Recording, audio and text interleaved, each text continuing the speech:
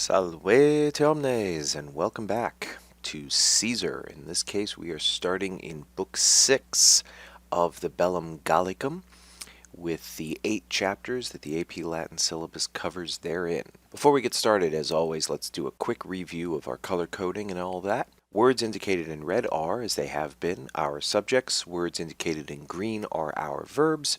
And anything showing up in blue will be our direct object. Similarly, anything we see in boldface type is going to be the main thought of the sentence, and anything in not boldface type is going to be somehow subordinate to that. So with that out of the way, let's dive in. Here in Book 6, we get something a little bit different from Caesar. He has decided to take a small pause in his narration of the year's events to discuss the customs of the Gauls. And so therefore what we'll be seeing in these next few chapters is something that is a little bit more didactic, a little bit more designed to educate from Caesar, as opposed to simply narrate the events of the year, which makes it really interesting. So let's go ahead and get started here in chapter 13. In omni Gallia, just a nice little ablative prepositional phrase to get us started. In all of Gaul, and then we see that we have the genitive first, which leads into the relative clause, which has homonym as its antecedent. Concerning the people, or genitive, of the people who are, and then this ablative here, aliquo numero ad quonore, is an ablative of description.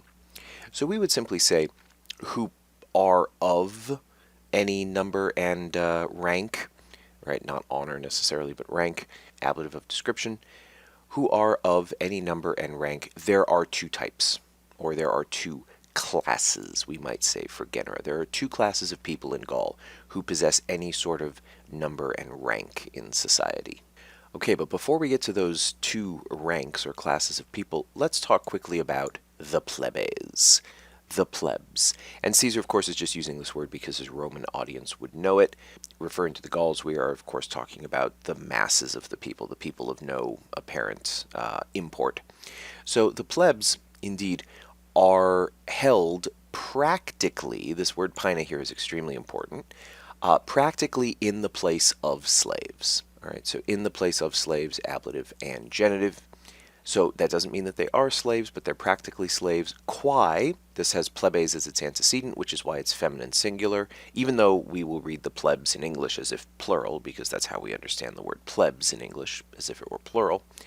Who dare nothing per se, so what, something of their own accord, right, on their own. They dare nothing on their own, and they are admitted. And then this nullo concilio here is actually dative. More about that in 1 second. They are admitted to no counsel or decision-making process, something like that, right? They're not a part of any of the discussions of how things are done.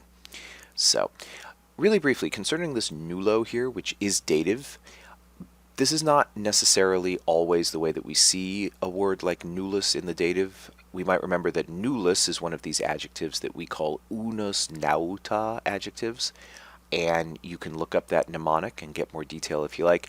Basically, these adjectives, these unus nauta adjectives, as they're commonly called these days in Latin textbooks, are adjectives that should decline normally, but they don't always in the genitive and dative singulars, right? They decline like pronouns some of the time. So it would be just as likely that we might have seen nulli concilio instead of nullo, but here we see nullo. The point is that this looks like it should be ablative, and a lot of the time it will be ablative, not dative. But in this particular case, Caesar is using this as a dative with this prefixed verb, adibetur.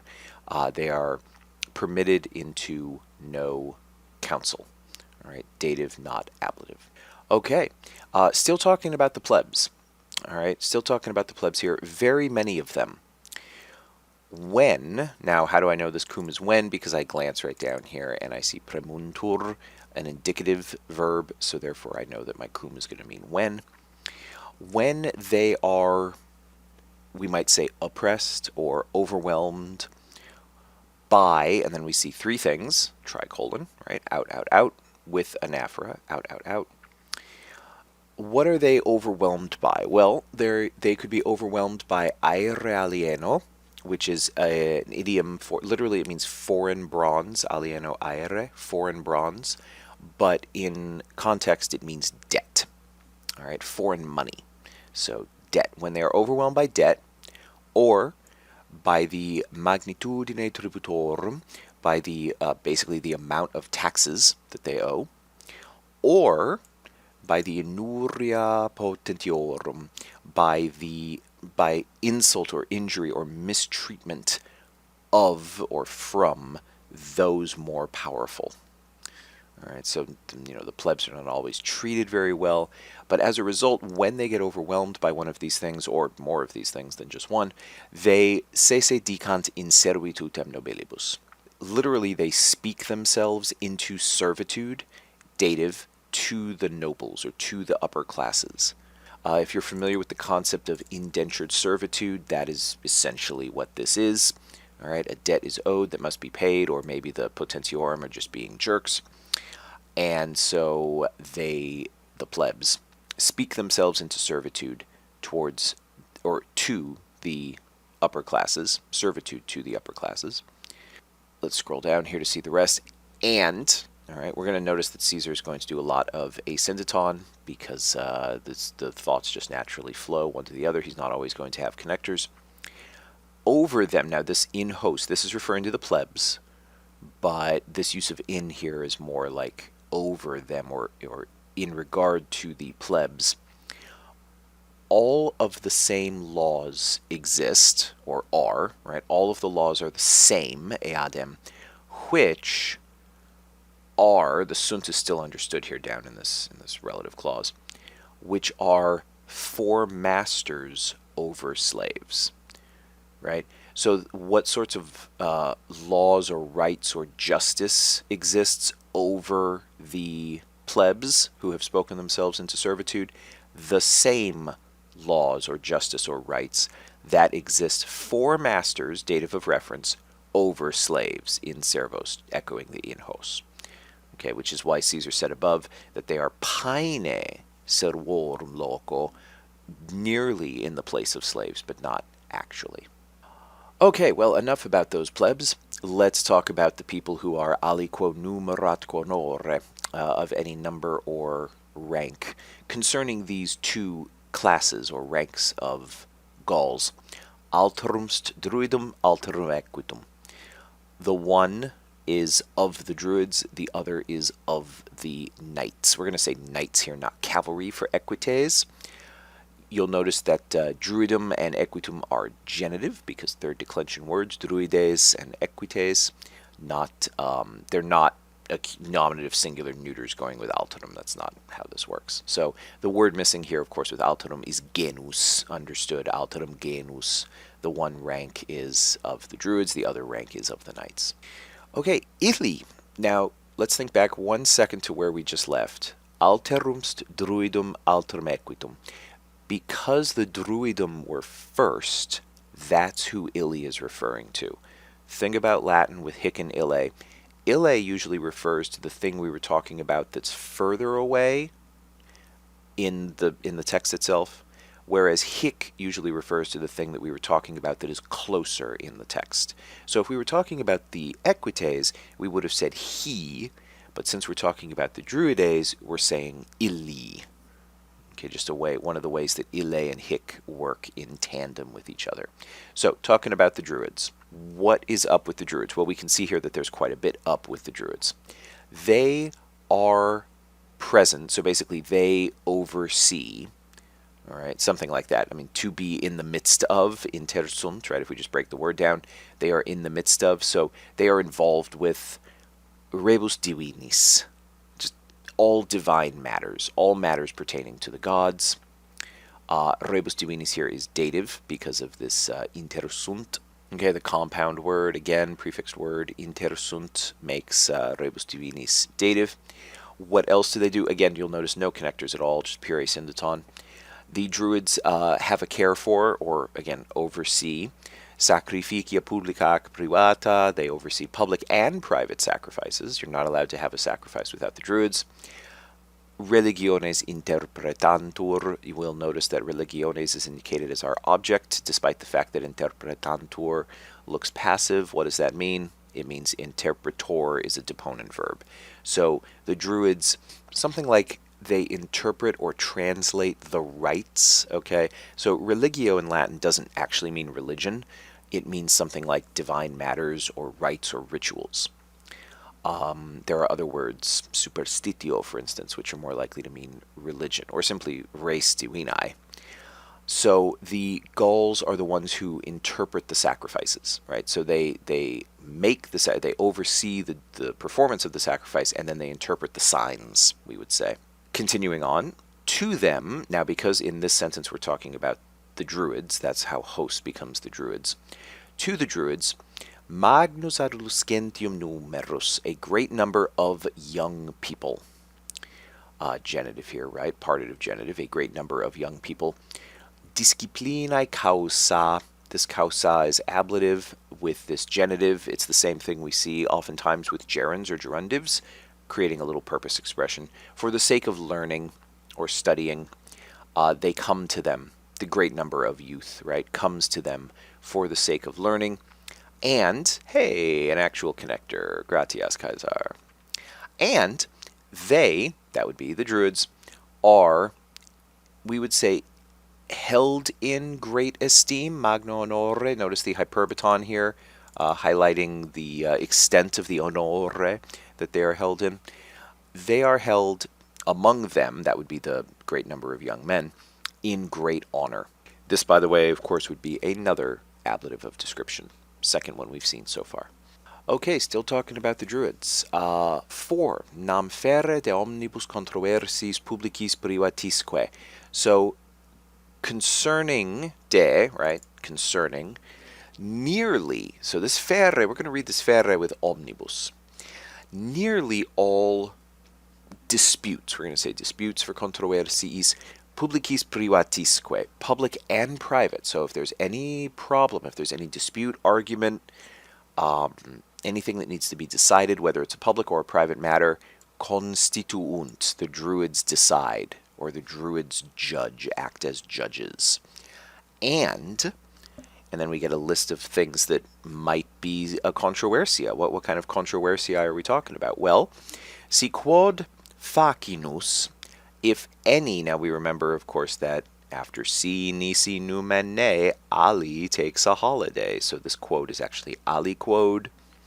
All right, and then what we can do even is we can continue the force of this si Ali quote into the other two elements of the tricolon. All right, because again, Caesar has clearly made a tricolon here for us.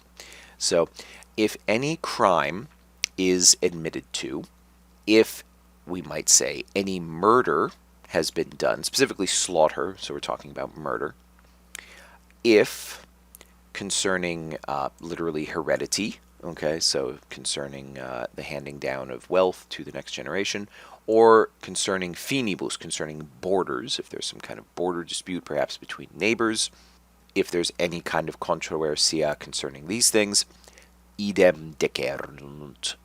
They decide the same. Now, there is an argument to be made that this idem can just be read adverbially. All right, something like similarly. Okay, because again, dem meaning the same, idem, the same thing. It's entirely up to you. You might even make the case that it's the Druids themselves, right? They likewise decide. So it's up to you. They decide similarly. They decide the same. And then let's scroll down here a little bit. In fact, let's just scroll down to see the whole rest of the sentence. They also establish or set down primia and poinas, literally rewards and punishments. So the Druids are the ones in charge of not just judging, but also deciding sentences, whether that be a good sentence or a bad one. And, again, no connector, if qui, hey, after si nisi numene, right? So if anyone, either privatus or populus, so be he a private citizen or, now what does this idea of populus mean? So a public figure, we might say. So this could be your average Gaul going to the Druids for a decision about a matter, or it could be someone, say, in government, all right, or someone of the ruling tribe, the ruling class, being someone in the public eye. If anyone, a private person or someone more important, does not stand literally by the thing that has been decided. This is actually an ablative of place where, because of stetit, because of stostare. If that person does not stand by the thing decided, by their decision, really, is how Aorum works with decreto, because Aorum is the druids. So by the decision of them, by their decision. If anyone does not stand by their decision, interdicunt sacrificiis, they forbid that person from, we would say, maybe participating in sacrifices. Okay, they forbid them from participating in religious rituals, etc., in sacrifices. This is an ablative of separation, of course, because of interdicunt. So that might be a penalty for not abiding by the druid's decision. And Caesar goes on to tell us that haik poena, that would be the being forbidden from participating in sacrifices and other religious rituals, among the druids, among the Gauls. This is actually the Gauls here, all of them. Est gravissima. This is apparently the worst punishment that the druids can inflict. Why? Well, for those, now technically, quick note, technically the quibus has he as its antecedent, but we see that the relative clause has come first, so we can infer, without necessarily having to read all the way down to he, that we are talking about people thus forbidden. For the people for whom a forbidding has been laid down. You see how we're dealing with this impersonal construction again? How do we know? Because the neuter interdictum. So it's not that they have been forbidden, it's that there has been a forbidding for them. Quibus is dative because of the impersonal construction. Impersonals in Latin often want datives. So concerning those people, in English we would just say who have been thus forbidden. They are held. Now we're going to see habeo use, we've seen it already, use not so much as hold, as in hold in your hand, but are held as in like are considered or are thought to be. So they are held among the number of the wicked and sinful, we might say, criminal. Okay, sceleratorum, criminal. And of course, impiorum, I mean, that translates almost perfectly into English, the idea of the impious, that they are unclean in some way. And so what happens? Omnes decedunt his. This his is the same people as he, which is the people who have been forbidden from sacrifices. Only now it's ablative, separation. Everyone goes away from them, avoids them. And they don't just avoid them, they flee. This would be omnes, right? Everyone. Everyone avoids, flees. We might say any approach or discussion. So they don't want to be seen in their presence. They avoid being seen in their presence. And they avoid any talking with them. Why? Nay. Now this is a negative purpose clause. And we see that nay is followed by quid. So here we actually have an instance where after si, nisi, num, and nay, we actually have a nay triggering the aliquid. And one of my favorite things to do with nay is to translate it as lest. Lest they, that would be the omnes still, we're still talking about the omnes, lest they receive anything of, so this quid here takes this genitive, anything unsuitable maybe, right, is a good way, anything disadvantageous. Basically, I mean, not to put too fine a point on it, but basically they treat them as if they have cooties, right? It's like, I'm not allowed to touch you. You're infected. Oh no, right? You've been infected in some way. And if I touch you, or if I'm seen in your presence, or if I talk to you, I'm going to receive some bad luck from your sickness, ex contagione, right? From your sickness, because you have you are unclean, right? You are wicked. And so therefore, merely by associating with you, I might also fall into this number. I might also be considered unclean and wicked. So I'm not going to be seen in your presence. I'm not going to talk to you. Lest something unfortunate from your contagion they take. Nor is justice given to them when they are seeking it. Notice the present active participle here, dative, of course, this entire phrase because of reditur, right, which is just dodare. So if they come for some reason to seek justice, it is not granted, so they're not allowed to participate in the justice system. Nor is any, we're not going to say honor when we see this word honos, honor. We're going to say something like privilege or benefit or something like that. Communicator, we would say with them, so shared with them or something like that, right? So just life stinks if you're interdicted, if there is an interdict placed upon you by the druids.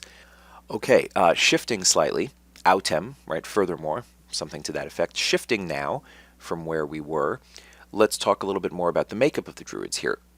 His autem omnibus druidibus, so concerning all of the druids, priest unus, one person is in charge. Notice the prefixed, again, verb, praesum, that allows the dative object here. We're going to read his omnibus druidibus as the object of priest, which makes perfect sense when we read it in English. One person rules over all of these druids. And concerning that one person, he is the one who has, among them, the highest authority. Okay, not the greatest necessarily. It's not magnum or maximum. It's the highest. So all the druids have auctoritas. This one just has the most or the highest. Okay, so given that we now know that only one person holds the highest position among all of the druids, what happens when that guy dies? All right, we start off with this just a straightforward ablative absolute, hoc mortuo. So when this guy's dead, and then we see, apparently, according to Caesar, there are two major options, two things that might happen. If anyone, just see nisi numene everywhere in this passage.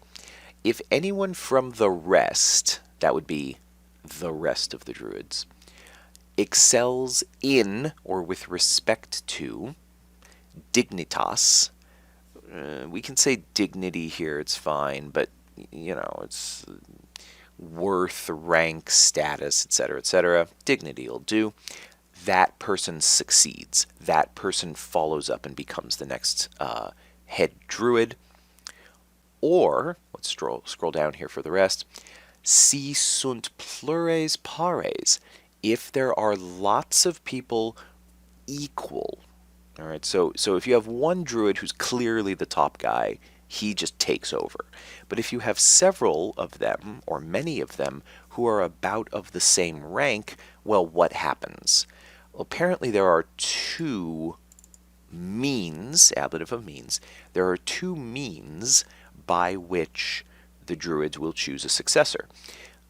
There will either be a vote of the druids, so maybe the druids will get together and vote, or never, therefore sometimes indeed, etiam, sometimes they strive, and yes, the contendun also covers the suffragio. It means something slightly different, though, when it's with suffragio. So they might vie for the top spot by means of a vote, or sometimes they will fight with arms, all right, armed combat, concerning the top spot, the principatu, all right, the top spot.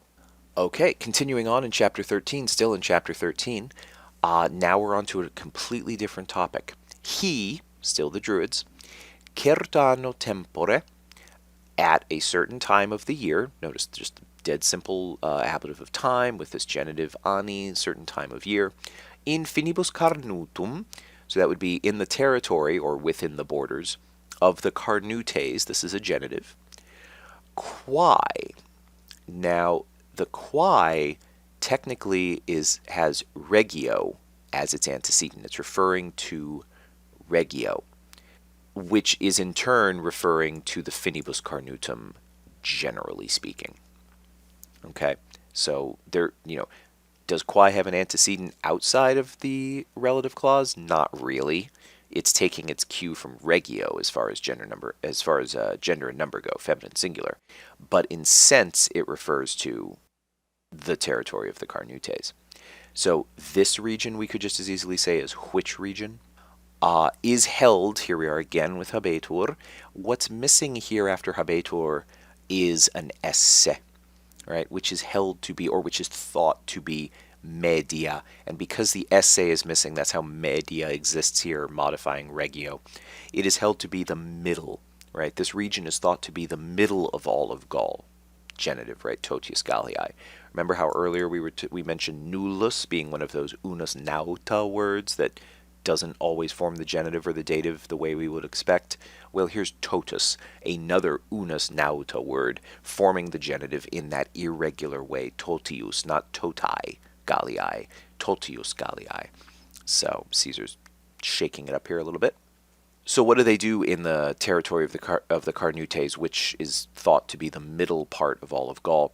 They literally just sit down, or we would say they gather, in a loco consecrato, so in some kind of sanctified place. We don't know necessarily exactly what kind of place. Is it a building? Is it a clearing? Who knows? But that's where the druids, gather once a year at a certain time of year.